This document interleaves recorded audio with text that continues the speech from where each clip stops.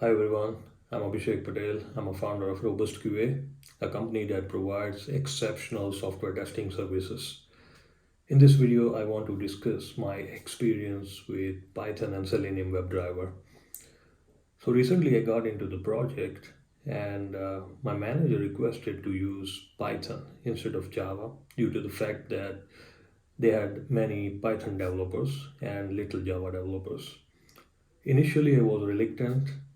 Uh, but after putting some research in Python, I realized that Python is pretty simple to learn, especially if you are familiar with the Java.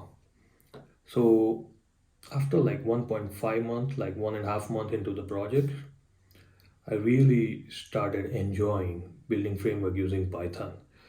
Due to the fact that Python is easy to learn compared to the Java. Second thing is Python and Selenium WebDriver goes hand to hand. It's a seamless integration. You can do everything that you can do with the Java and Selenium WebDriver. So there is no reason not to use Python. Third point I liked about Python is you can do a lot of things with the fewer lines of code. The fourth point I liked is Python has indentation. It follows indentation. That means you can write a really clear code, clean code. That's what I like about it.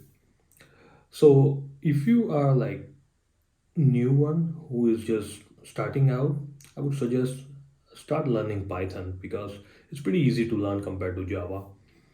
And if you are already have an experience in Java, switching to Python is cakewalk. You can do it in like 1 week. That's how I did, and I really liked it. So my experience with Python has encouraged me to create a video series on Python and Selenium WebDriver framework, and that's what I'm going to do in the following weeks or months. I'm going to post videos on Python and Selenium WebDriver. So stay tuned, and you will find a lot of good resources and videos on Python and Selenium WebDriver. Okay, then see you next time.